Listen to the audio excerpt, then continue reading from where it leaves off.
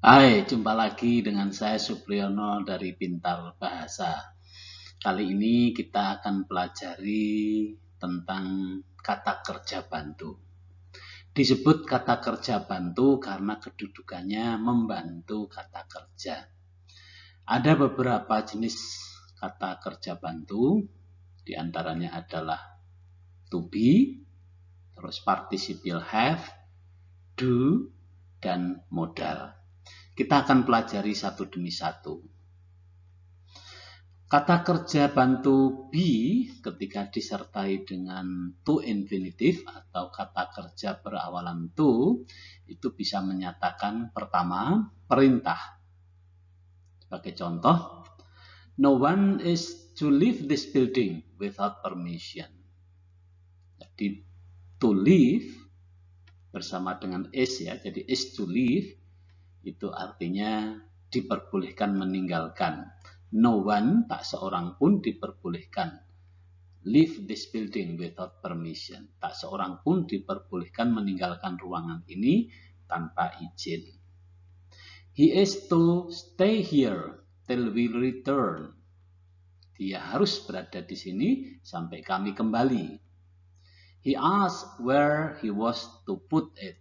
Dia bertanya di mana dia harus meletakkan barangnya. Selain itu, to be dan to infinitive atau kata kerja berawalan to itu bisa menyatakan rencana. Sebagai contoh, she is to be married next month.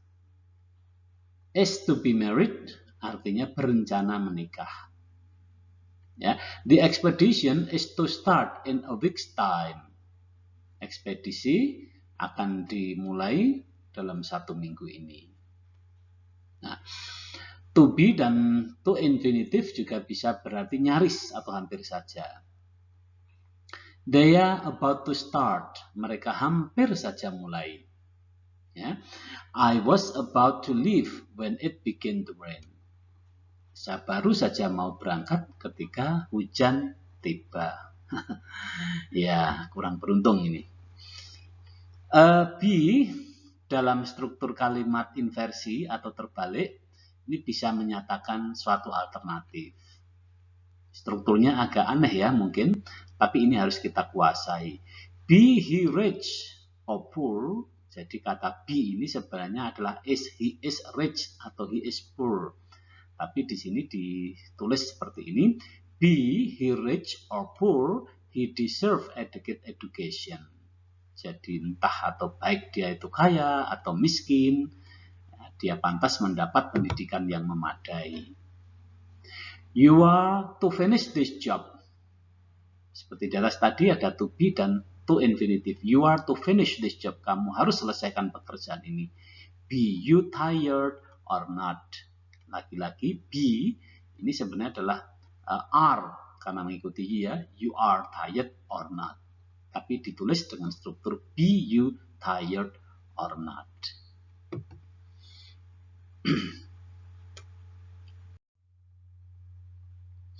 Kata kerja bantu berikutnya adalah participial have. Kata have memang lazimnya punya arti memiliki atau juga bisa berarti telah. Tetapi di sini kata have punya arti yang spesifik. Ya. Sebagai contoh, kata have bisa berarti mempekerjakan atau menyuruh atau meminta seseorang melakukan sesuatu. Do you have your windows cleaned every month? Do you have your windows cleaned every month? Apakah kamu meminta seseorang membersihkan jendelamu setiap bulan? Ya, kalau tidak ingin menekankan pada seseorang, jadi ini adalah apakah jendelamu dibersihkan setiap bulan? Tentu oleh orang lain. Ya, ini struktur ini harus kita bedakan dengan apabila kita mengerjakan sendiri. Kadang kita mengatakan, saya membetulkan mobil. I repair my car. Nah, itu kalau kita adalah mekanik, maka I repair. Kita tidak ngerti mesin, maka kita mengatakannya I have my car repaired. Ya, saya meminta seorang lain, dalam hal ini mekanik, untuk membetulkan mobil saya. Oke lah, kalau membetulkan mobil mungkin memang orang tertentu bisa, sehingga bisa berkata I repair my car. Tapi kalau saya mau mengatakan saya memangkas rambut, kayaknya nggak mungkin saya pangkas sendiri. Jadi nggak akan pernah bisa kita katakan I cut my hair. Tapi harus dikatakan I have my hair cut. Tukang cukur lah, barber lah yang memangkas rambut saya. I had him dig away the snow. Saya memintanya menyingkirkan salju. Kata have itu juga bisa punya arti mengalami masalah atau kecelakaan. He had his fruit stolen before he had a chance to pick it. Ya, buahnya terlanjur dicuri orang sebelum dia berhasil memetiknya. You had better not miss the last bus. You had better. Kamu sebaiknya ya, jangan sampai ketinggalan bis. Oke. Have juga bisa berarti mengajak atau membawa. Sebenarnya nanti bisa juga berarti menyelenggarakan. Kita lihat dulu. I'll have you driving in 3 days. I'll have you driving. Aku akan mengajakmu berkendara dalam 3 hari ini. He had them all dancing. Dia mengajak mereka semua menari. Mengajak atau membuat, ya ini bisa berarti. Jadi karena dia menyanyi dengan sangat mungkin ritmis, maka teman-temannya ikut menari atau mengikutinya dengan menari. Will you really have her driving in 3 days? Apakah kamu benar-benar mau mengajaknya berkendara dalam 3 hari ini? Ya, seperti yang saya singgung tadi, jadi kata have juga bisa berarti menyelenggarakan. Seperti contohnya, she is having a birthday party. Dia sedang menyelenggarakan pesta ulang tahun. Ya, bisa juga she is having a meeting. Dia sedang mengikuti rapat. Jadi kata have memang bisa multi arti. Nah, bagaimana dengan kata kerja bantu do? Kata kerja bantu do dipakai untuk membentuk kalimat negatif. He doesn't work. Bisa juga digunakan untuk membentuk kalimat interrogatif. Kalimat tanya. Does he work? Nah, yang mungkin di antara kita belum terbiasa adalah untuk membentuk kalimat perintah atau imperatif. Do come with us. Biasanya ketika kita membuat kalimat perintah, langsung dimulai dari kata kerja pokok. Misalkan come with us. Ya, di sini ditambah dengan do untuk memberi bobot lebih. Ayolah. Jadi menyangatkan.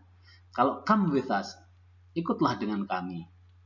Kalau ditambah dengan do come with us. Ayolah, ikut dengan kami. Do work a little harder, memberikan penyangatan. Ayolah, kerja yang lebih keras lagi lah. Seperti itu. Do bisa juga menyiratkan persetujuan. Shall I write to him? Yes, do. Perlukah saya menulis surat padanya? Ya, lakukan. Nah, kata do jika untuk menguatkan. Aduh, saya lupa. I forgot. Kan sudah diingatkan.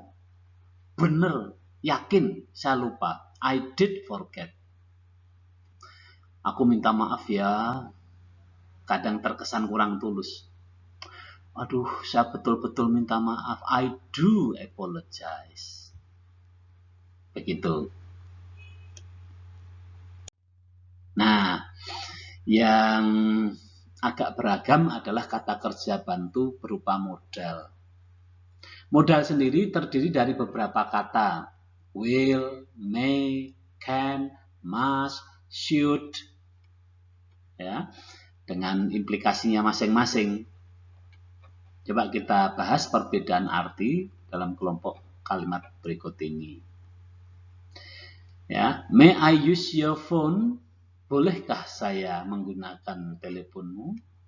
Kata may artinya adalah boleh. Could I use your phone? Bisakah? Perhatikan, ya, di sini kita menggunakan kata could, bukan can, sebagai bentuk permintaan. Ya, tapi orang tertentu memang lebih suka menggunakan kata can. Can I use your phone? Terutama bila digunakan di kalangan sebaya. Jadi penggunaan kata could dari can atau would dari will itu dianggap lebih sopan. Ya. Nah, ini sebenarnya ini bisa kita lihat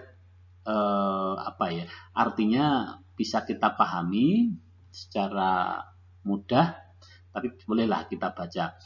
You should take an English course. Kamu seharusnya mengambil kursus bahasa Inggris. You ought to take an English course. Ought to ini sebenarnya adalah bentuk lain dari kata should.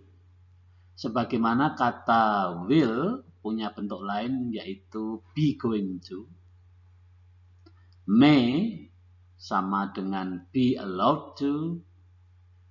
Dan can sama dengan be able to, maka should punya bentuk lain ought to. Ya, jadi ini sebenarnya sama. You are supposed to take an English course. Kata suppose itu punya pengertian seharusnya dilakukan atau seharusnya terjadi, tetapi tidak dilakukan atau tidak terjadi. Jadi dalam kalimat you are supposed to take an English course, itu maksudnya kamu itu mestinya ikut kursus bahasa Inggris. Bandel sih, kamu nggak nurut, nggak ikut, gitu. Ya, you must take an English course. Nah, kata must di sini tentu punya arti paling kuat, ya, yaitu wajib. Nanti ada lagi pasangannya must kan have to, harus. Ya, ini setara, ini ada you should, seharusnya you had better, sebaiknya, ini lebih ringan. Ya, you have to adalah sinonim dari kata must.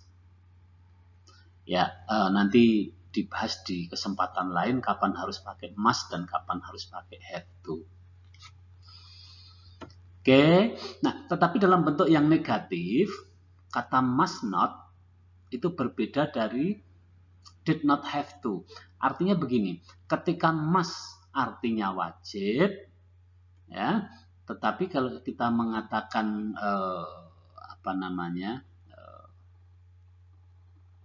tidak harus, ya, nanti akan menjadi you don't have to. Ya, must not ini tidak boleh, ya, bukan tidak wajib. Ya, you must not use the door. Must-nya wajib, tapi kalau not bukan menjadi must not, tapi don't have to. Berikut ini beberapa contoh yang lain. Ya, kata may kadang diucapkan dengan might. Ya, kata can menjadi could. Ya, oke, that's it. Demikianlah